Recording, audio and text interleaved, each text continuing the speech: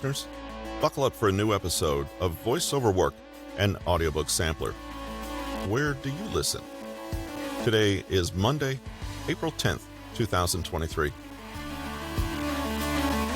According to author Scott Allan, with some simple but effective tactics and strategies, you can now transform your life, work, health, relationships, and goals by applying the rapid action formula and squeezing every valuable moment from this life to become the most excellent version of yourself. If that sounds appealing to you, then check out this chapter-by-chapter preview of Scott Allan's newest audiobook, Empower Your Momentum. Chapter 1. Obstacles that Prevent Rapid Action.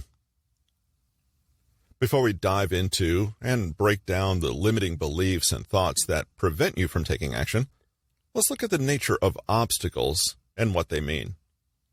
Obstacles, roadblocks, problems, or challenges, are inevitable, and you can't ignore things stopping you from moving forward. The question is, what will you do about it? A life without obstacles is a life without progress. If you're not growing, you're dying. You are here to solve problems and bust through life's difficulties to elevate yourself to the next best level. You build the foundation for long-term momentum when you do this and take definitive action toward your goals. Necessity drives us to do what we were born to: find solutions to life's challenges through creativity, perseverance, and resilience. Every question expects an answer, and every doubt requires clarification. The mind, when used correctly, serves precisely this purpose: to overcome the obstacles that present themselves to transform us into whomever we choose to be. The mind is a creative engine. Every thought formed tends to manifest itself in its corresponding physical experience. Whether you choose to visualize the future you desire and identify with it, or get emotionally involved with the gruesome images on the news. Today's internal emotion and focus generate tomorrow's external experience. A goal that doesn't present difficulties to be overcome is not a worthy goal, and a victory without a battle is not an actual win. Do you want to see the other side of success after many years of struggling? Push through the darkness. Do you want to reach your goal? You must face the obstacles that separate you from them. Momentum is built within by doing the things that cause you discomfort. Difficulty creates necessity, forcing you to innovate and evolve into a better version of yourself. Conditions make demands, and demands create action, leading to results. The evolutionary process is constantly at work, building your future from the present moment you live. If you had not encountered obstacles, you would not be as you are now. Every obstacle you overcame yesterday allowed you to become who you are today. Through his experiments on plant parasites, Jacques Locke, a member of the Rockefeller Institute, demonstrated how even the smallest beings adapt to the natural change that life imposes and through which it thrives and spreads. J. Locke planted pots with roses in front of windows. As long as it was alive, the aphids of the plant drew nourishment from its sap. These aphids had no wings, but the rose, purposely left without water, died after a few days. The aphids encountered an obstacle. They'd lost their nourishment. These little creatures then grew temporary wings to fly away toward the window's light. Nature is the perfect example of survival. It will find a way to live, and anything that doesn't find a way becomes extinct. If there are limits to what you think you can achieve, they're created by your mind. But this doesn't mean your limitations are real. Limits are but illusions that we believe to be real. Momentum results from what you think and believe you. Chapter 2. Eliminate self-defeating excuses. This chapter will cover the 10 most common excuses that pull us away from our goals. Moreover, we'll look at the positive thoughts that will neutralize the negative impact of the excuses and drive you to take immediate action when the time calls for it. There was a period in history when we experienced demographic, economic, and cultural deterioration. No, I'm not talking about the present day. I'm talking about the Dark Ages, the Middle Ages. The Roman Empire collapsed, and the entire world at that time sank into a deep nightmare. But do you know what happened at the end of this dark period? Many people relied on the light they had burning inside, and that's how the Renaissance began.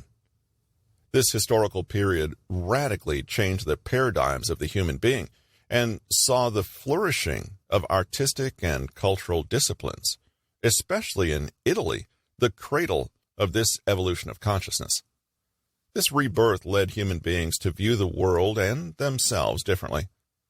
The Renaissance began because darkness allowed light to spread. Obstacles serve to improve your life and not hinder it. Even if everything seems wrong, remember that spring always follows winter. If you like rainbows, you must accept the rain. If you want to see the stars, embrace the night. If you're going to admire the rise of a new dawn, cross the darkness with your purpose in mind.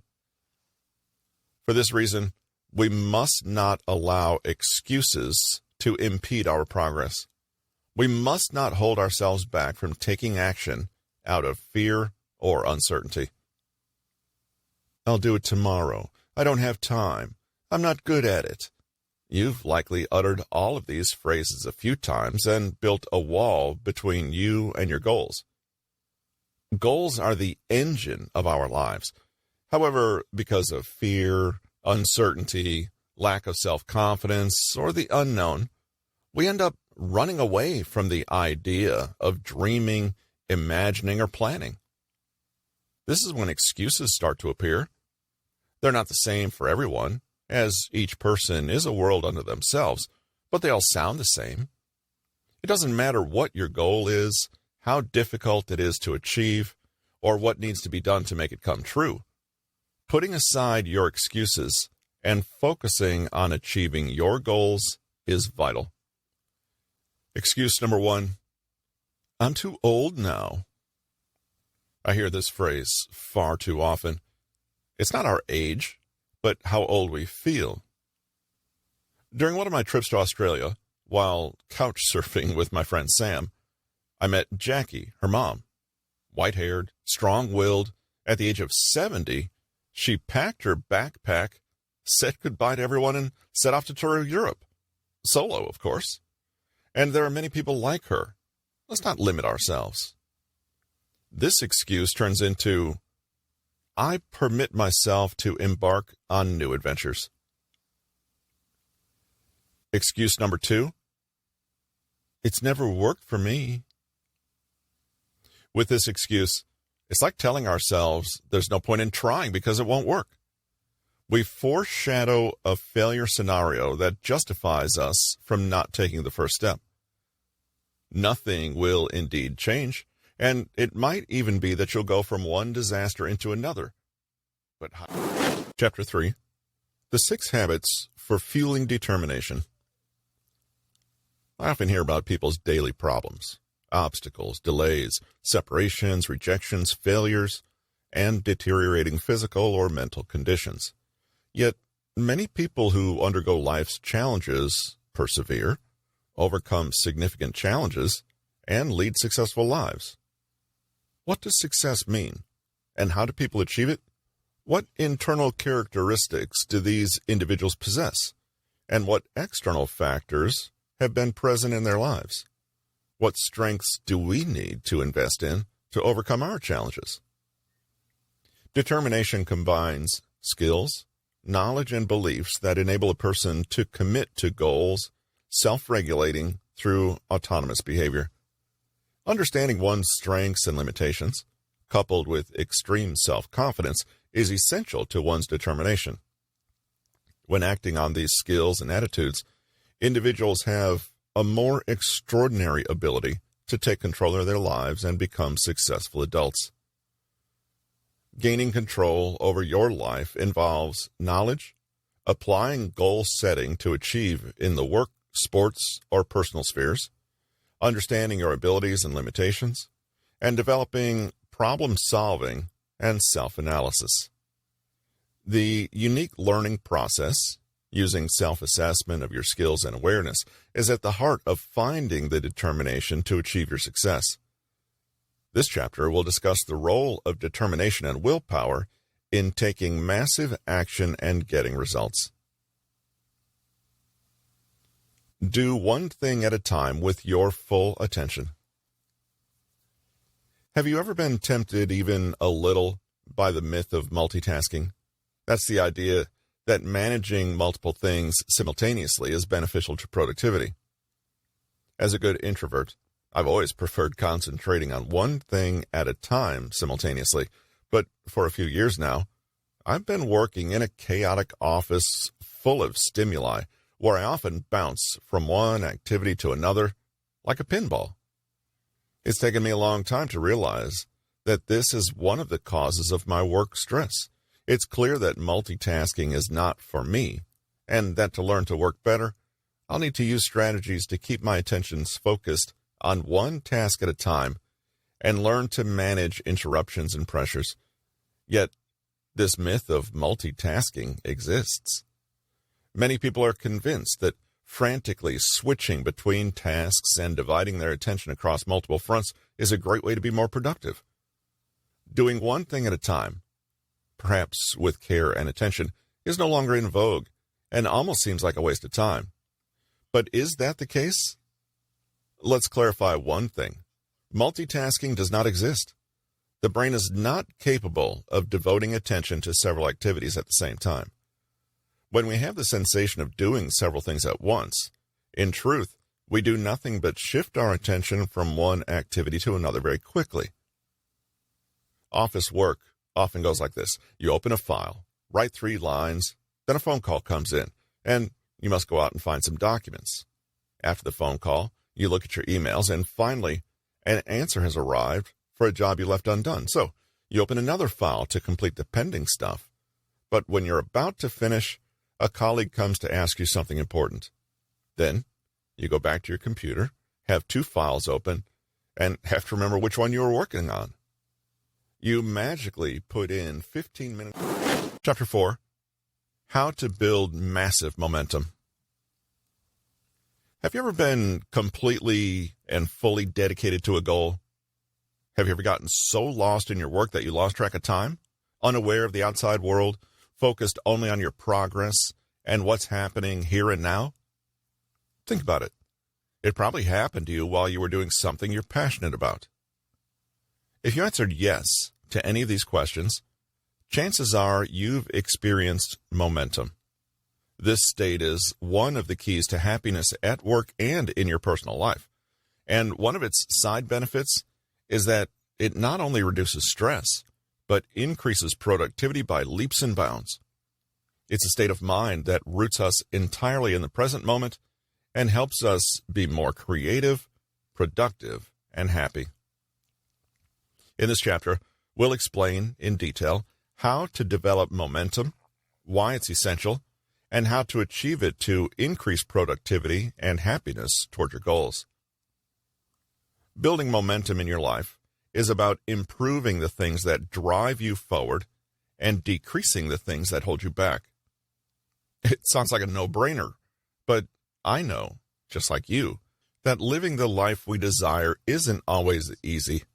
We have habits and repeated cycles to overcome, but by building momentum, we can break through them and move into the life we want. Momentum, by its nature, takes an initial push to get the ball rolling.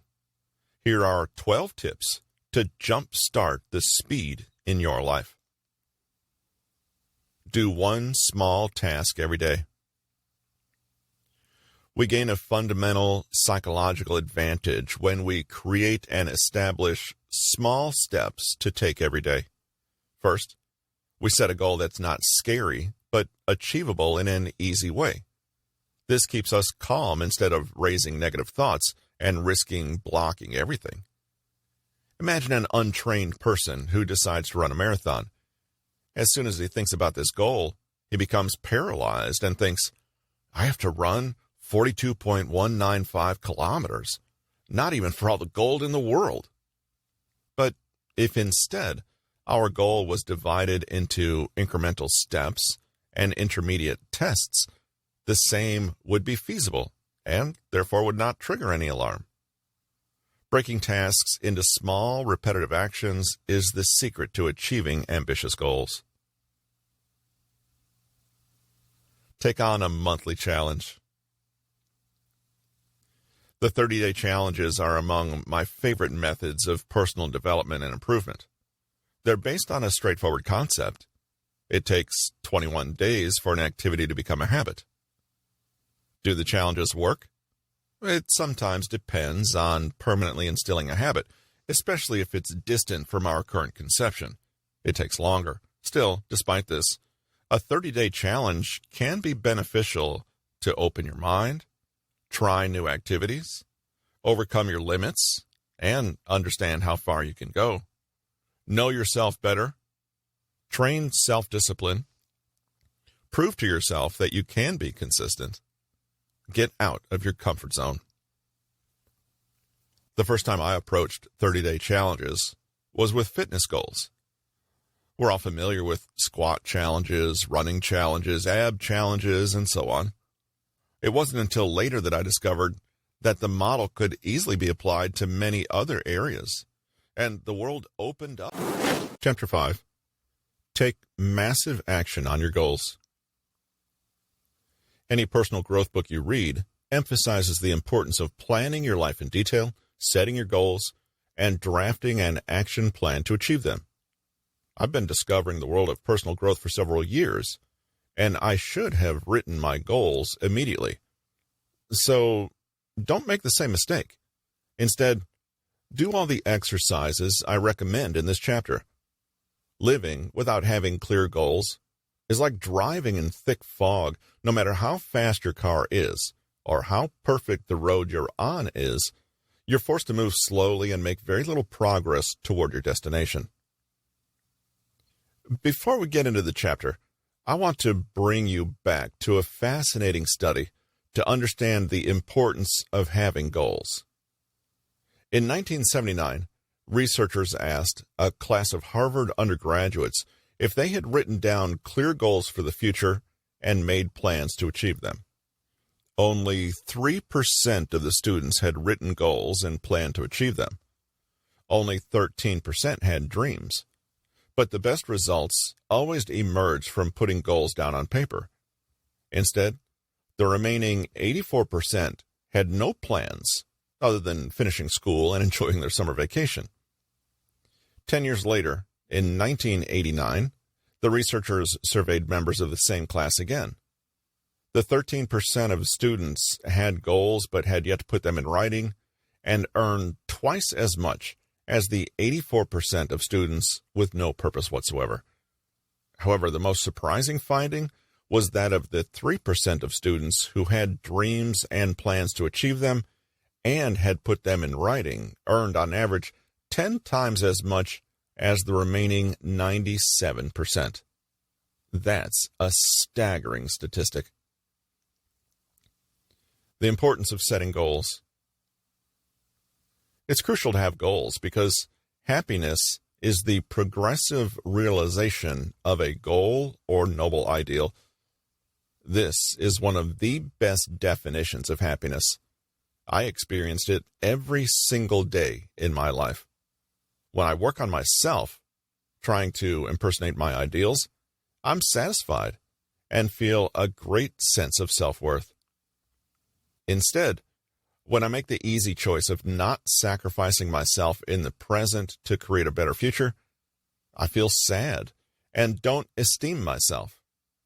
Remember, the greatest need of every human being is to have a future goal to look forward to give meaning and purpose to their life, and to provide strength to face the difficulties of the present.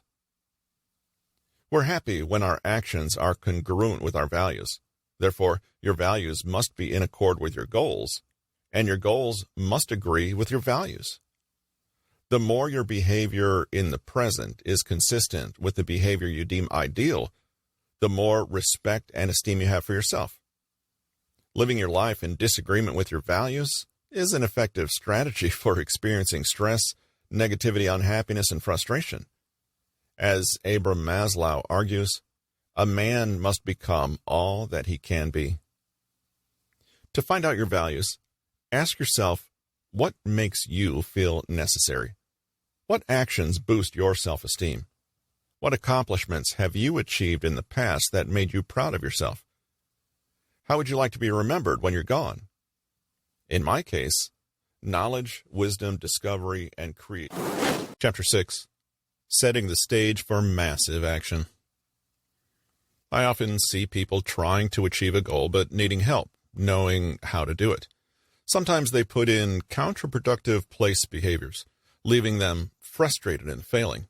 In many cases, although there is a genuine desire to change certain aspects of their lives, what is missing is the will, motivation, and ability to channel these efforts in the right way. Do you want to know the secrets successful people use that you can use immediately? Want to learn how to transform your life and make it better? This chapter will teach you the 5 elements of taking action and pushing forward. It starts with having a specific plan, showing up to work on your project, and committing to a consistent stream of progress for the long term. Planning. First, identify your why. This is your compelling reason for taking on any challenge. Without a purpose guiding you, like a compass, your action plans will fail to fulfill you, and you may struggle to maintain motivation. What is the why behind your goal? What changes will take place in your life when you reach this goal?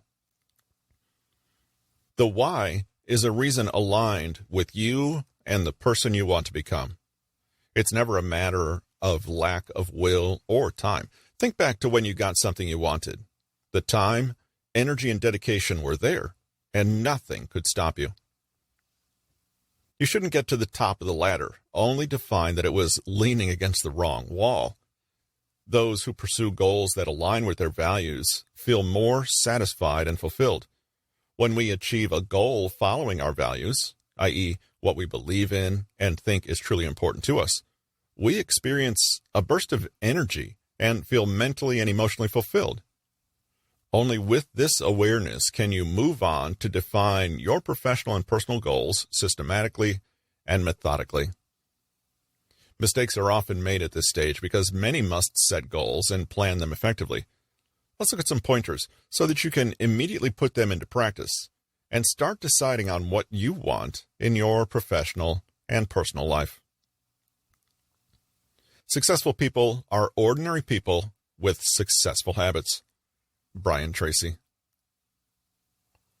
Brian Tracy is a respected expert in personal and professional development, efficiency, and coaching. He's written numerous best-selling books and is among the hottest trainers or consultants in professional growth. Brian Tracy analyzed what enabled people to achieve their goals and identified crucial habits, behaviors, and attitudes. One of the habits every day in these people was the ability to plan effectively for what they wanted to achieve. First, it's best to distinguish between these 2 types of goals. Result goals. A result goal is to achieve a particular result. For example, acquiring 20 new customers or losing 5 kilograms of weight. These goals can motivate and focus our attention positively on what we will achieve. Process goals. A process goal, e.g., make 3 business visits a day, or exercise every day for 20 minutes, focuses on the present and not on the future, learning and acquiring a method, i.e., a habit. The advantage of these goals is that we focus on the small steps that need to be done daily. You can start slow and acquire healthy, functional habits. Is it easier to think about 20 minutes a day of physical activity or lose? Chapter 7. Developing the action mindset. What would you say if we asked what a person's success depends on? You might say it's a matter of talent, intelligence, or education, For some, the best place to start is by counting on good opportunities. Beyond everything, having the right mindset is the key to everything. It seems naive to think that want is power, but I'm pretty clear about that. There's much uncertainty behind this topic, so we'll study the 5 critical elements of developing a mindset devoted to action in this chapter. Let's first look at what the word philosophy means. Our mentality or mindset is our beliefs about how the world and ourselves work. Based on this, we regulate our behavior. Therefore, what we take for granted leads us to act in one way or another, ultimately determining our outcomes. I came to this conclusion after observing a group of 4-year-olds faced with the following dilemma: solve a simple puzzle or try to complete a more difficult one. She divided the children into 2 groups, those who chose the easy task and those who accepted the challenge. But why?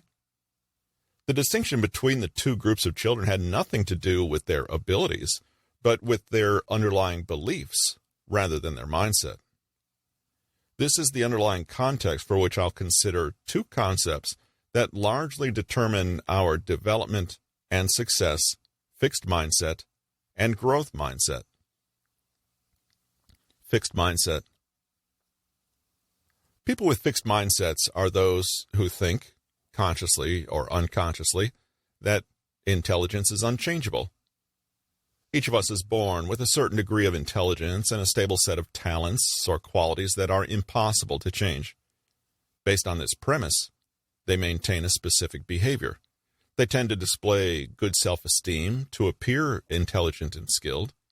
They avoid challenges at all costs, since failure would mean a lack of ability. They're defensive in the presence of an obstacle and quickly abandon tasks that pose a challenge.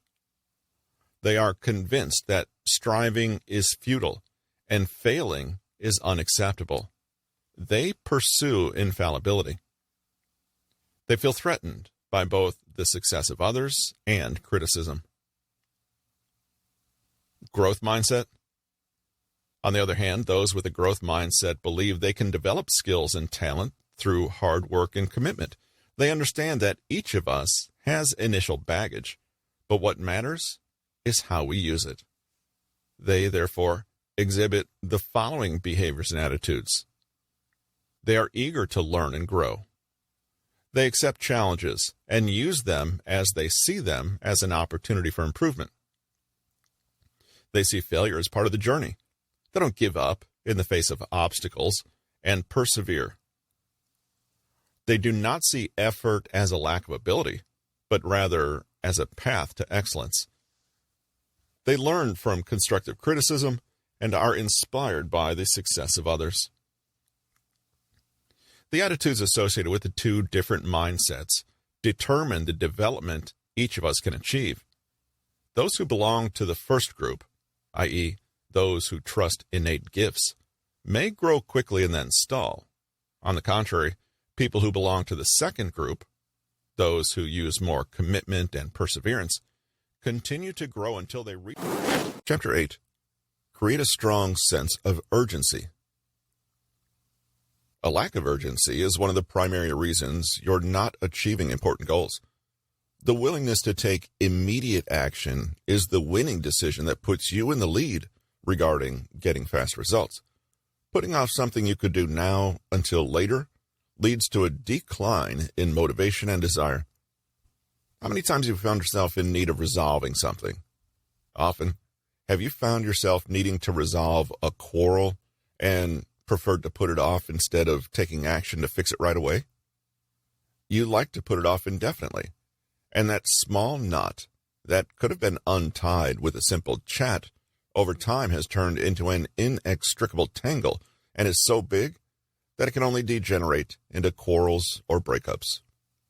It would have been better to be far-sighted, resourceful, transparent beforehand, far-sighted, innovative, and acceptable ahead, and move with a sense of urgency. A leader always looks for resourceful people driven by a sense of urgency and accountability. This is because it is a mental habit of success that helps in everyday life, both personally and professionally. The moment you become aware of the importance of an action, you must execute and perform that action without hesitation. Procrastination does nothing but create a mass of self-sabotaging thoughts in your mind, capable of clouding clarity, effectiveness, and efficiency. When you put something off, you're forced to live with a constant idea that reminds you that you have unfinished business.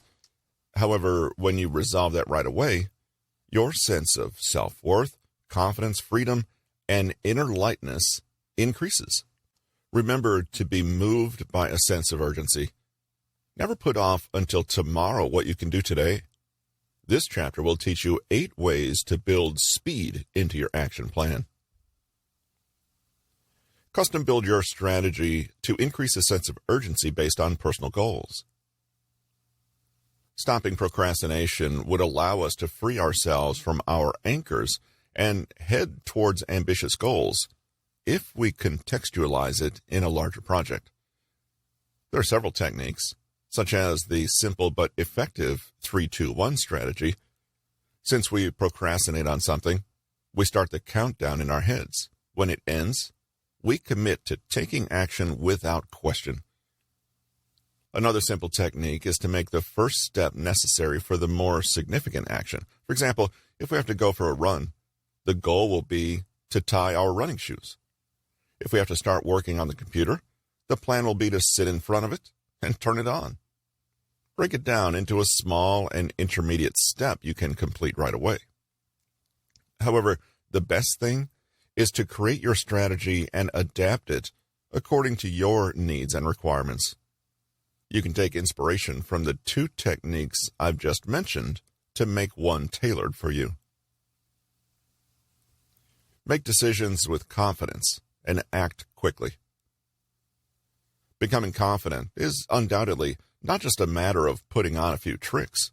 Some people advise you to take care of your posture, appearance, voice, or way of walking or talking, and these are all contrived remedies that serve little purpose. You can become a confident person when you can find the answers. It doesn't matter what others think. Now I'll show you a roadmap that I suggest you follow to develop confidence. And Chapter 9, How to Prevent Burnout and Never Give Up. In truth, how many times have you said you feel unmotivated and lacking energy? Well, your condition is not isolated, but it shouldn't be taken lightly. If you've heard yourself say phrases like this, you might be one of a group of workers suffering from work-related stress to the point of suffering from burnout syndrome. Depersonalization and reduced capacity in the workplace, a form of exhaustion that's now considered almost a normal condition of modern work.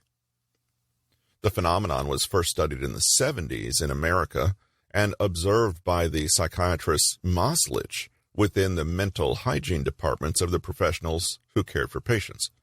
However, today, this malaise affects the so-called helping professions and is widespread and transversal.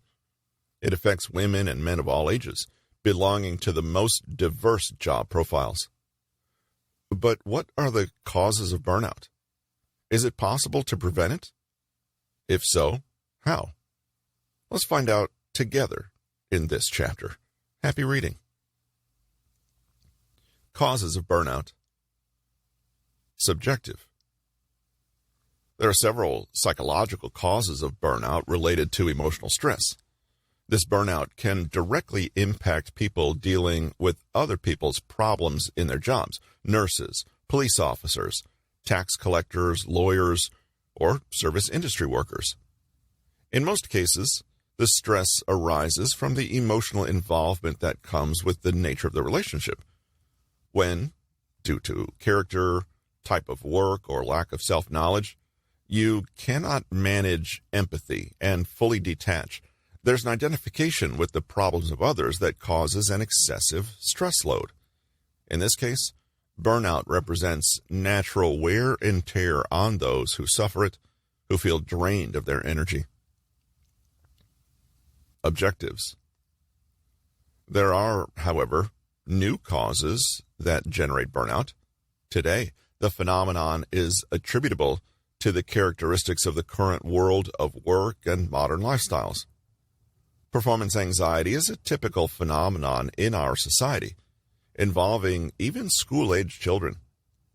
Young people in particular often come up against a working environment that is not what they want or are suited to, with dynamics and working conditions that sacrifice the human side in favor of purely economic logic. This can generate intense stress. Often, one realizes this late, and it sometimes leads to sudden and non-rational decisions, such as self-dismissal, absenteeism, or behavioral disorders that cause the person's removal by his superiors. Objective causes of burnout, brought about by working conditions and dynamics, include poor pay, overtime, poorly paid or free, lack of protection and incentives, stressful external environment, as is the case, for example, with constant lighting and music in many retail stores, competition, incommunicability between departments and roles, insufficient gratification, mobbing dynamics, psychological persecution. Moreover, for a thorough analysis of the objective causes of burnout, we must remember that today the ability to work under stress is one of the requirements often asked in job interviews.